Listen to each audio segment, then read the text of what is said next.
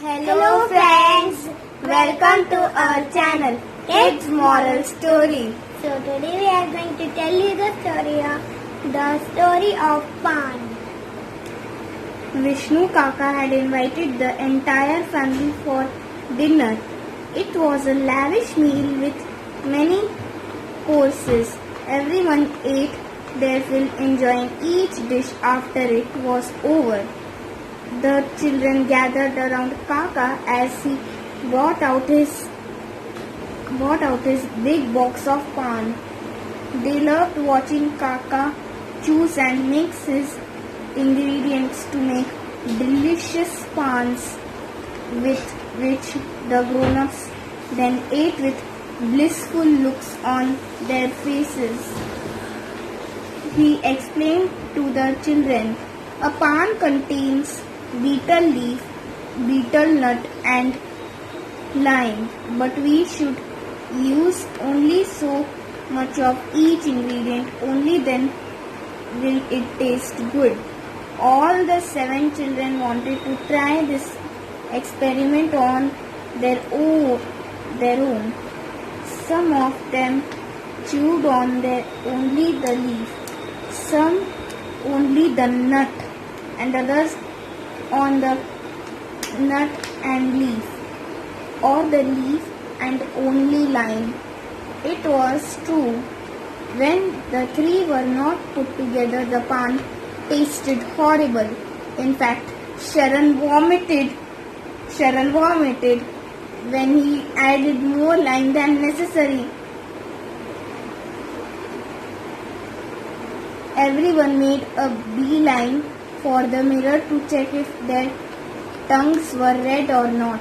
Ajji was sitting and chatting with Beeline Sharan's... means like line, like beeline. They want to check their tongue if it's red or not.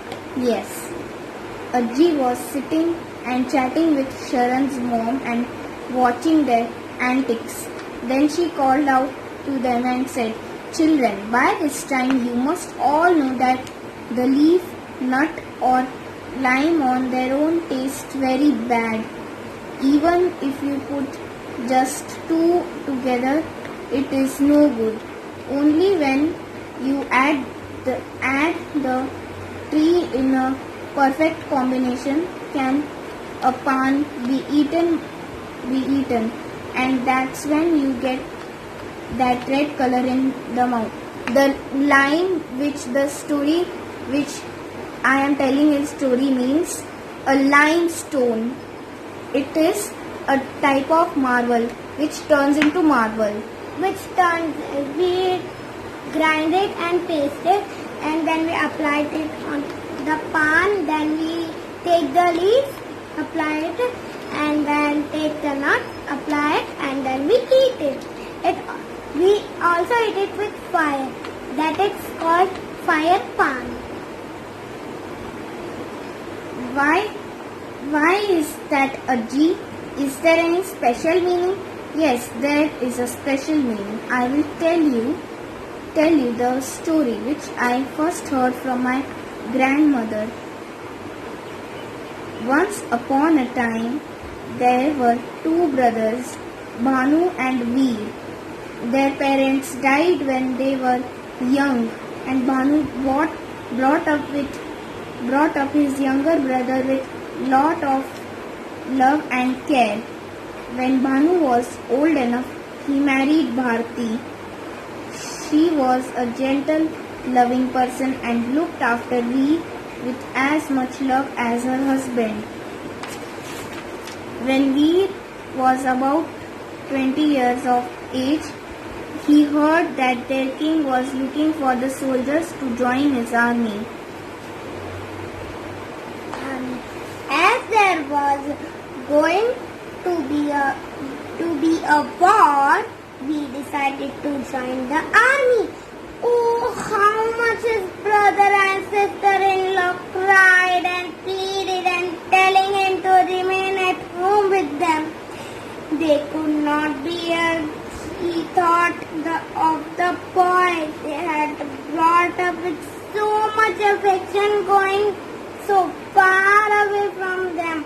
but Veer insisted on becoming a soldier, so they let him go away with heavy heart and tears in their eyes. For many days there was no news of Veer. The king went to war, vanquished his enemy, and returned. The soldiers who went to him also came back at home, but of Veer there was no sign. Day after day, his brother and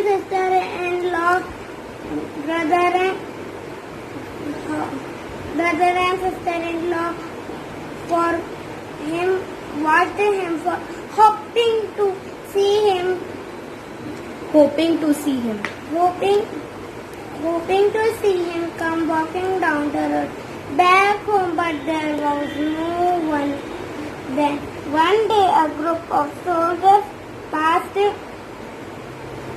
through the village, returning home from the war. Bhanu called out to them, asked about his brother. Viru, oh yes, so sad, he died. You know, in the battlefield, said one, shaking his head. Well, that was not true.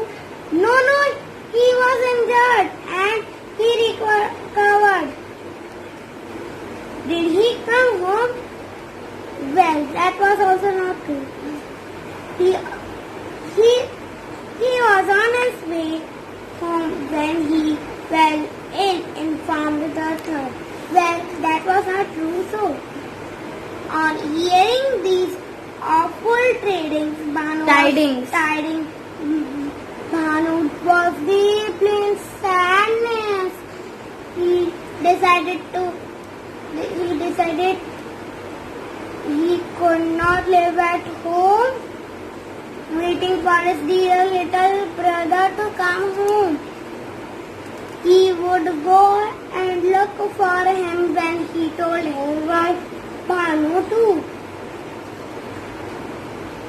decided to go with him together. They set off one day to look for the missing Veer and bring him home.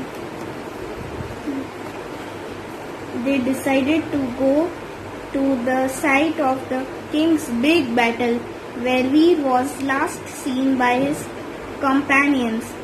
This place was far away as they had to travel through forests and valleys and mountains and deserts. The two walked over many miles, but poor Bharti was not strong enough. One day, after traveling through a thick forest, they reached a little hamlet. Bharti sat down exhausted. Then Bhanu's great horror, she died out of sheer exhaustion. Unable to bear his grief, Bhanu too died immediately. Over many years, at the place where the couple had died, two trees grew. One was a tall tree and the other was a creeper that hugged a tree, as if it was Bharti and Bhanu together even in death. Meanwhile, Veer, the brother they had loved so deeply, was not really dead. He had got terribly wounded in war and spent many years recovering from his injuries in a little village far away from home. When he finally recovered, he came back as fast as he could to his house, knowing how anxious his family would be for him. But imagine his surprise when he found the house locked and bolted, abandoned for many years. Slowly the neighbors gathered around and told him how Bhanu had decided to go looking for his lost brother. That night, Veer cried many bitter tears. How would he find his beloved brother and sister-in-law now? Where were they? By the time morning dawned, he had made up his mind. He would try and go the way they had travelled to find them. Immediately he set off. Veer was a soldier, but he had only lately recovered from many wounds and was not too strong. It took him many days to walk across the difficult land Bhanu and his wife had crossed. Then one day, near a forest, he came across a little shrine. The villagers told him the sad story of how the shrine came to be. Years ago, a couple had arrived at the spot, tired from days of walking. Legend had it they were on the way looking for long lost brother. When the two died without fulfilling the wish, two wonderful plants unknown to anyone earlier had grown at the spot. The leaves and nuts from the trees were so sweet and refreshing that the villagers decided to build a small temple for the man and the woman at place. We listened to the story with growing sorrow. He realized that the couple they talked about was none other than his brother and his wife, unable to be at this new series, turned into a statue of limestone. Do you know how they have been all remembered ever since? The tall tree grew nuts called Areca nuts, which means supari nuts. Supari nuts, we call it in Hindi, supari nuts. Preparations of pan, and this is how this loving family came together even after death. Together they taught people values of love, unity and loyalty, and when people chew pan they remember this story.